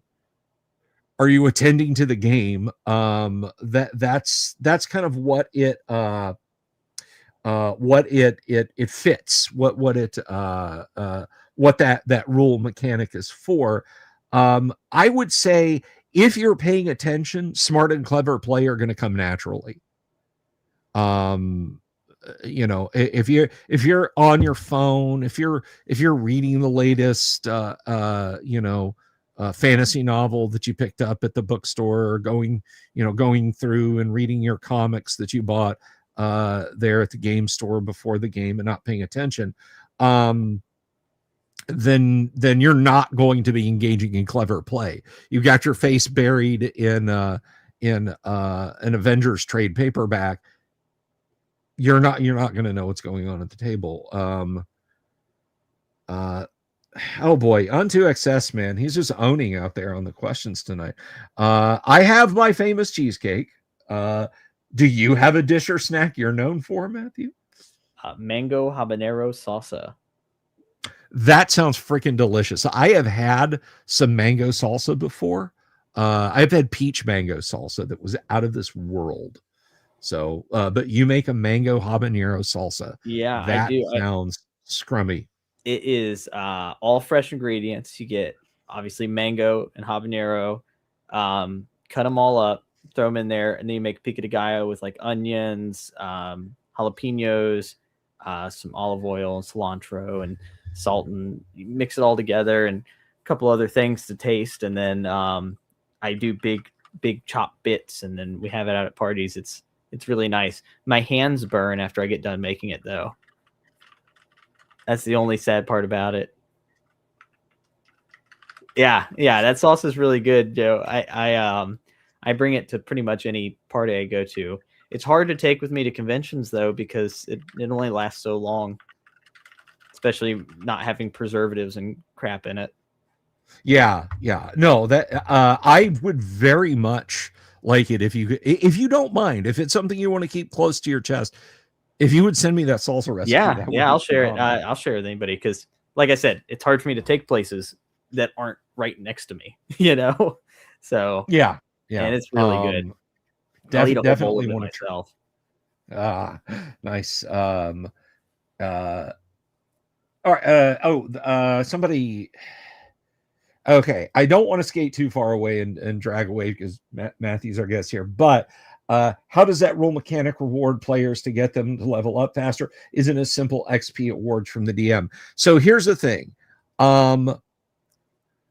The division is the number of adventures divided by your score that the dungeon master gives you.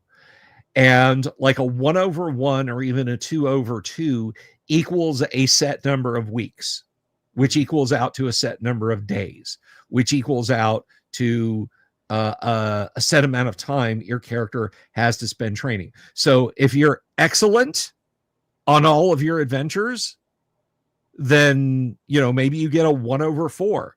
So it takes you a quarter of a week. It takes you 2.5 days to level up, versus John always on his phone, who barely does stuff. It's like, what die am I rolling? What are we doing? Are we in town? I attack it, and you're like, could you please? So you give him like a 4/1.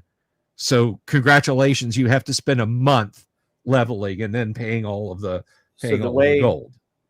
The way I do it in B&B is it's 1d4 plus 1. And I'm not the only one that's ever done this, but it's just 1d4 plus 1 times the level advancing to. I think Hyperborea does it too, in that direction.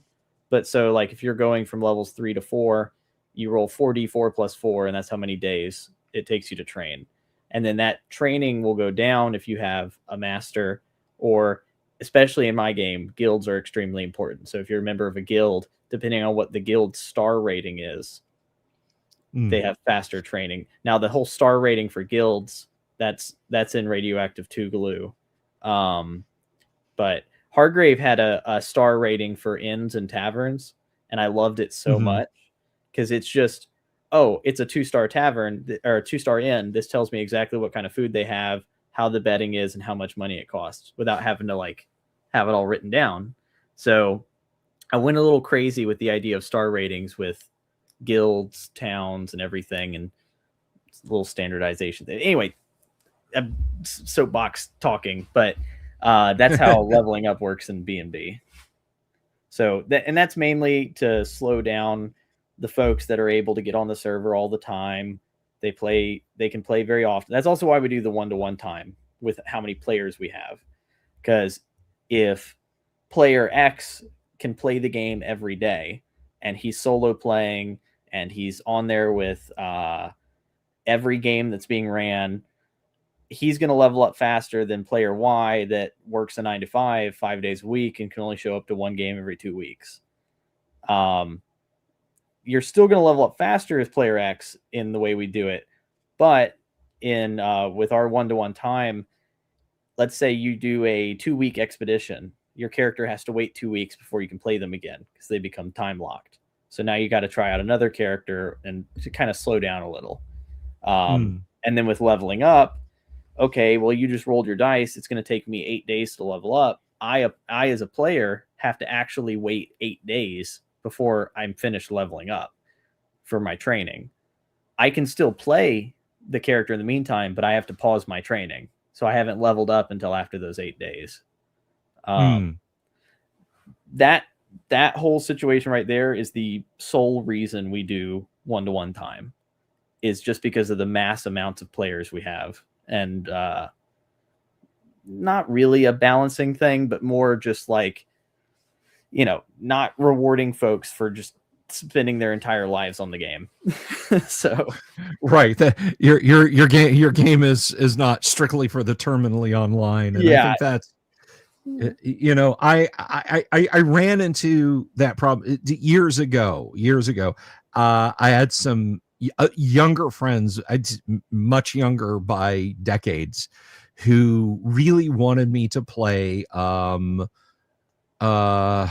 oh gosh, what is super popular free-to-play RPG space game where you wear this weird bodysuit. Somebody out there in the audience is going to know it. I know it. But they were, and I say this with all the love, terminally online. That it's like they'd be like, oh yeah, come in and play this game, and we're gonna take you through this area. Warframe, thank you, sudo TK Warframe. We're gonna take you through, and we'll just power level you through stuff, and you'll be able to get it. And I was like, oh cool, this is all right, yeah, this is cool, this is fun. And so yeah, I did Warframe, and it's like, got to pick the kids up, got to take care of this, that, and the other. And, I got to get a decent night's sleep. Got to remember what those were like. And, I'd be like, okay, cool. You guys have gotten me up to level 3 last time we played. What level are you guys at? 40. Oh, okay. So it's like, I appreciate that you've got a system that stops that it does not punish those who cannot grind. Yeah. And I like that. But we also have some other, like, because we're a gaming server, but we also kind of, like you were talking about, not wanting everybody to be online terminally. I've been online more than I've wanted to in the past couple months because of the project and everything, and just being locked at the chair. But I'm getting back into the gym next month, and a couple of the players and referees and I were talking about doing XP awards for folks that get out there and do physical activity. Or we nice. Also have a reading list on there. So if you read chapters of a book, or if you read short stories off of the reading list, you can get XP for that. And it's kind of it's a trust system, but if you're really stealing 500 XP by just not reading a book, I mean, okay, but whatever. You're missing out on some good stuff. But yeah, we do stuff like that, and then we also do the occasional Bible study on the server for anybody that up for that. You don't have to go to those, but we like Very doing cool. it. Very cool. Excellent. Well, I mean, it sounds like things have gotten really dialed in, and you've got some good plans cooking now that now that things have settled down. So did you see pictures of me going up to Buffalo? I don't know if you got to see any of those. I don't think so. If you want to share some, dude, when I tell you that my knuckles were white holding on to in the passenger seat, holding on to the OS handle, and on the way back from Buffalo, we hit like some of the lake effect winter storm going through there with a U-Haul trailer, and oof. we couldn't see anything. It was just almost white out, but we also couldn't stop because we didn't know there was just nowhere to stop. You couldn't see anything. So Yeah, that was terrifying. But also, even on the way up there, we went up through West Virginia and it wasn't too bad. It was cold, but there was no snow happening. I was just sitting there stressed out the entire time with all these boxes in the back of the U-Haul. I'm like, dude, I have 300 people's stuff sitting in the back of this truck. What's going to happen if, somebody brake checks us and everything goes flying to the front, So luckily it all made it, but I was terrified of that. So that stress is behind me, and I'm never driving to Buffalo in the winter ever again. Yeah. I don't do snow. I don't do cold, Matthew. I don't. I'm a lizard wrapped in a man's skin. I don't. When I was Charleston, man, it's hot and muggy here. That's all I'm used to. I went to Philly for Paige. Snow on the ground, snow all day, snow all the next day. Found out that the gentleman, the creator of Bunnies and Burrows, was supposed to leave on Sunday. He ended up sitting on the tarmac for 3 hours because of the snow. I don't. No, I know. I cannot function under those conditions. And it's like, my warm shoes are sneakers. They're made of vinyl and canvas and rubber. I walk out in the snow and it's up to my ankles, and now I'm wearing wet sponges on my feet. I can't do snow. I can't do cold. I don't like it, man. I'm a Florida man. It's just how it is. Florida man.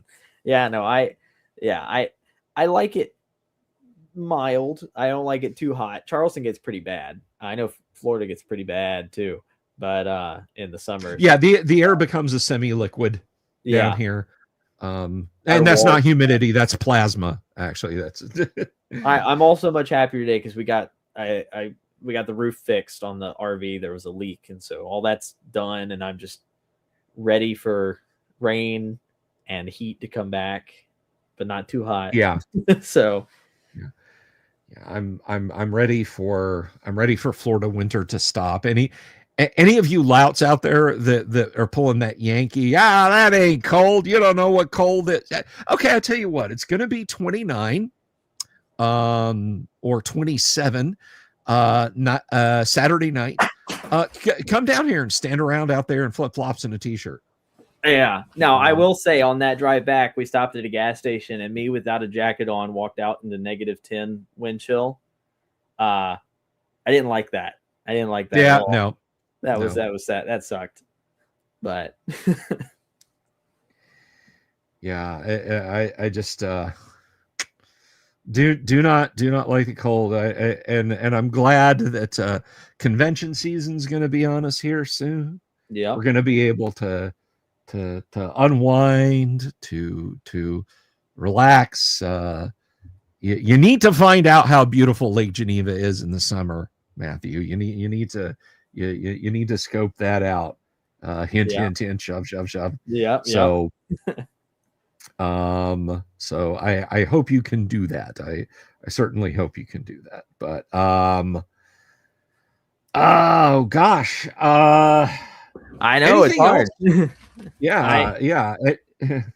I mean, definitely, if folks are looking for some games, y'all stop by the server. Like I said, we we have an influx of referees right now. We've got a lot of folks wanting to run games. And because we run games every night, obviously there are always open tables. So all of the games on there are first-time player friendly. It really doesn't matter. If it's most of them use the B&B rule system, but there's a guy on there running OD&D right now. I obviously run a bunch of different systems. Chance runs Call of Cthulhu's on Sunday. And Jazer, another guy on the server, he runs his own system, Shifty Louts. I think he was running it tonight. So next Thursday, there'll be another one. But, in between your watching of Dungeon Delver and play. So, but yeah, no, there's tons of stuff. And then we've got, of course, the new dungeon made specifically so that folks can learn how to actually play the game. So excellent. We got 5 levels deep so far. I think that's what you should call it. 5 levels deep. 5 levels deep. Just be done. Call it 5 levels deep. Well, because it's the non-published dungeon, I could do anything. I have hallways that go, one of them goes to Barrow Maze and one of them goes to Tomb of Horrors and another hallway goes to Caliban and all over the place. So it's if I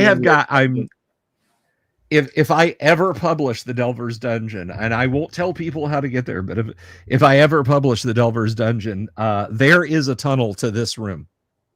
Oh, that's there is a tunnel to this room, but I'm not going to tell people how to get there. I mean, you can buy the thing and read the instructions and be like, or read the module, but hopefully Game Masters will not give that away, assuming I ever publish it. But right. But I love little things like that. Matthew, it has been an absolute blast having you back on the show. Fun. Thank you for tuning in and not running away when I was late. I apologize for that. Oh, I didn't mind. I was able to finish up my little doodles while I was waiting on you because I was racing the clock doodling. So there we go. So I built in a little extra homework time. It's like when the professor gets to the class 15 minutes late, and you can put some finishing touches on a piece. But anyway, so I will let you return to the green room where we have some we have some Bailey's Irish cream and brownies for you to enjoy. Yeah, right. As for the rest of you guys, so Matt, I will slide you back there. Thank you. That was Matthew TAPP, Barrows and Borderlands, absolutely cromulent and awesome person, guys. I will be back tomorrow night. We are going to make live on the show. We are going to create characters for the Blade Runner RPG. Yang and Zhao, and of course, Sapphire Kenneck, and I are going to be making up characters. And if we have enough time, maybe we'll get into it a little bit and restart Sci-Fi Fridays. Bless you all, everyone. Thank you. Please check out Matthew's stuff. I must insist that you do. On your way out, do not forget to tip the Coat Check Owl Bear. Thank you very much, Doc, for becoming a member. Gonzalo Lira's Bar Tab, and for the $5 super. I will see you guys all later. Peace. Good night. Have you seen my owl bear?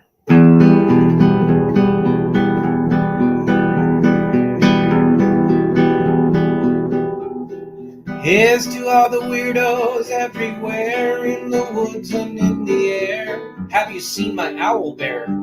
Should I shave off all my hair? Bobs are all around. Some live in tunnels underground. Some are fat, some are rich, some are sleeping in a ditch.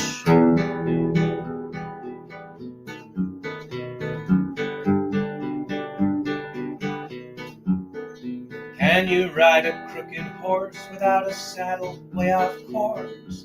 Naked as a toad, all the way to Smoky Joe's. Have you seen the little creep driving fast in his little green Jeep? He smells like fish and brandy, but his rotten teeth look dandy. Take me to the show, I don't care if fast or slow. From action flicks to dancing dicks, just take me to the show.